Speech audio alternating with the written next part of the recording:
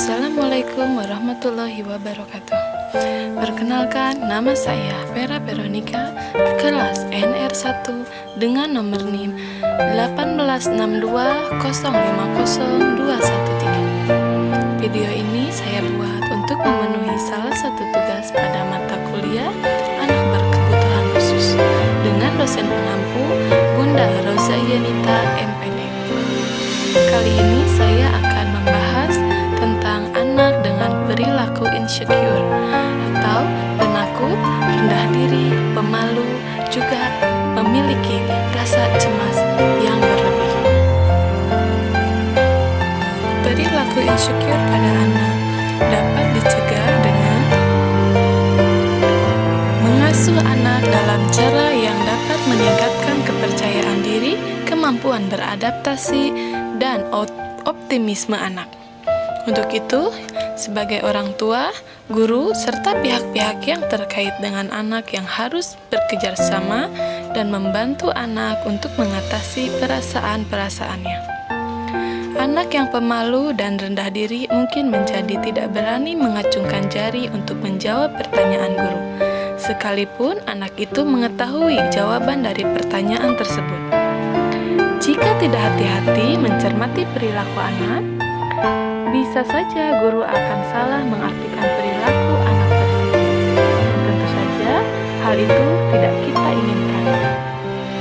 Oleh karena itu, pengenalan dan pendidikan sejak awal dapat membantu kita mengenali anak yang memiliki perilaku insecure. Untuk poin pertama, ada anak yang rasa takut adalah emosi yang kuat yang tidak menyenangkan yang disebabkan oleh kesadaran atau antisipasi akan adanya sesuatu yang berbahaya. Ketakutan yang jelas pada anak masa kanak-kanak meliputi rasa takut terhadap gelap, takut ditinggalkan, takut terhadap suatu keras, badai, penyakit, hantu, binatang, orang asing, dan pada situasi yang tidak dikenal.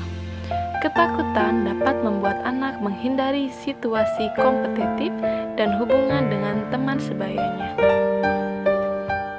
Ketakutan dapat diatasi dengan melakukan kegiatan bermain bersama anak, menunjukkan empati dan dukungan, mengekspos situasi yang menakutkan kepada anak, menjadi model untuk anak, serta memberi penghargaan terhadap keberanian yang telah dicapai oleh anak.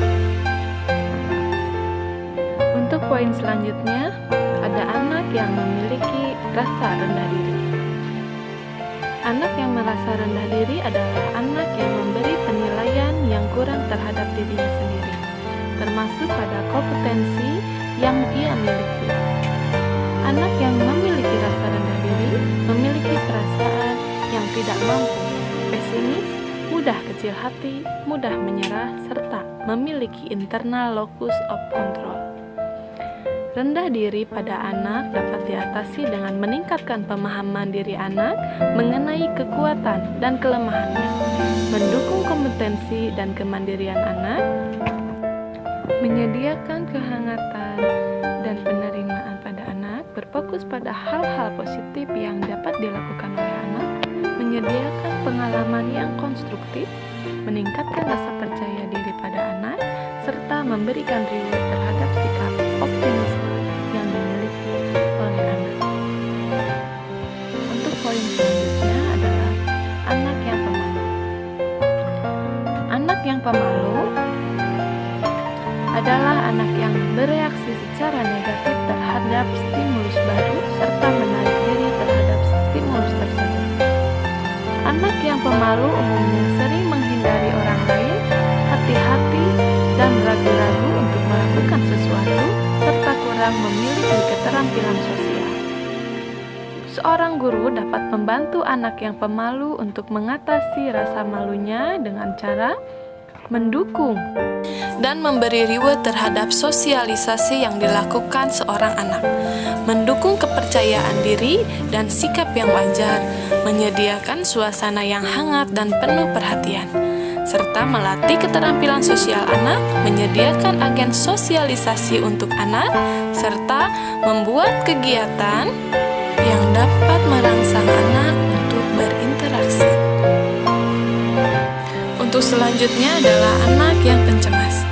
Kecemasan merupakan ketakutan akan hal-hal yang akan dialami di depan, dan keadaan tersebut mempengaruhi individu dalam berbagai area fungsional. Kecemasan memiliki 3 komponen dasar, yaitu keadaan subjektif, respon tingkah laku, dan respon fisiologis. Derajat kecemasan yang tinggi terjadi pada anak usia di antara 2 dan 6 tahun. Dalam jumlah tertentu, kecemasan adalah sesuatu yang normal. Kecemasan baru disebut sebagai gangguan jika terdapat pengalaman yang intens, tidak rasional, dan perasaan tidak mampu untuk mengatasi. Secara umum, anak yang pencemas cenderung memiliki kualitas negatif dalam karakteristik kepribadian. Anak yang memiliki kecemasan berlebih dapat dibantu dengan cara menerima dan menenangkan hatinya, menggunakan berbagai strategi untuk mengatasi kecemasan yang dialaminya, mendorong anak untuk mengekspresikan perasaannya, serta meningkatkan kemampuan anak untuk memahami dan memecahkan masalah yang dihadapinya. Jika usaha-usaha tersebut tidak berhasil, ada baiknya kita meminta bantuan kepada tenaga profesional. Terdapat beberapa gangguan kecemasan, yaitu diantaranya: pertama, fobia; yang kedua, fobia sekolah; gangguan kecemasan akan perpisahan; gangguan kecemasan yang berlebih; dan gangguan obsesif atau kompulsif. Fobia merupakan ketakutan yang tidak realistik, intens, dan mengganggu terhadap objek atau peristiwa yang relatif tidak berbahaya. Penyebab fobia masih belum diketahui pasti. Ada bermacam-macam bentuk fobia, seperti agorafobia, klaustrofobia, dan astrofobia. Salah satu bentuk penanganan yang dapat dilakukan terhadap anak yang memiliki gangguan fobia adalah melalui modeling. Fobia sekolah merupakan ketakutan yang tidak rasional terhadap aspek dan dari situasi sekolah. Gangguan ini disertai oleh simptom-simptom fisiologis dari kecemasan dan kepanikan apabila anak ditinggalkan, serta menyebabkan ketidaksanggupan pada anak untuk pergi ke sekolah. Ada 2 bentuk fobia sekolah, yaitu fobia sekolah murni dan gangguan kecemasan akan perpisahan. Penanganan terhadap fobia sekolah harus disesuaikan dengan objek atau kejadian yang ditakuti anak. Gangguan kecemasan akan perpisahan dimotivasi oleh ketakutan anak untuk berpisah dari pengasuhnya. Suatu gangguan kecemasan tersebut sebagai gangguan kecemasan yang berlebih.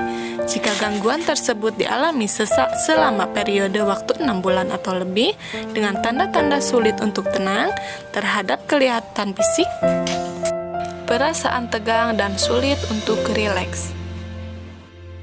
Adapun penanganan pada anak yang memiliki rasa kecemasan berlebih dapat dilakukan melalui modeling, kegiatan bermain peran, dan pelatihan relaksasi. Obsesi adalah pikiran atau bayangan yang tidak dapat dicegah dan terus ada dalam kesadaran seseorang sekalipun dia memandang hal itu sebagai sesuatu yang tidak menyenangkan dan ingin dihindarkan. Kompulsi adalah tindakan stereotip yang mendorong seseorang untuk mengulangi tindakannya lagi dan lagi, meskipun dia tidak ingin melakukannya. Orang mengalami obsesi, kompulsi, atau keduanya dikatakan mengalami gangguan obsesif dan kompulsif. Anak yang memiliki gangguan obsesif kompulsif cenderung memiliki intelijensi yang berada di atas rata-rata, memiliki pandangan moral yang kaku, disertai perasaan bersalah, dan memiliki kehidupan fantasi yang aktif. Penanganan gangguan obsesif kompulsif dilakukan dalam bentuk pencegahan respon tingkah laku ritualistik dan penanganan medis. Mungkin itu saja yang dapat saya paparkan. Mohon maaf jika banyak kekurangan dalam penyampaiannya. Kurang lebihnya saya ucapkan terima kasih. Wassalamualaikum warahmatullahi wabarakatuh.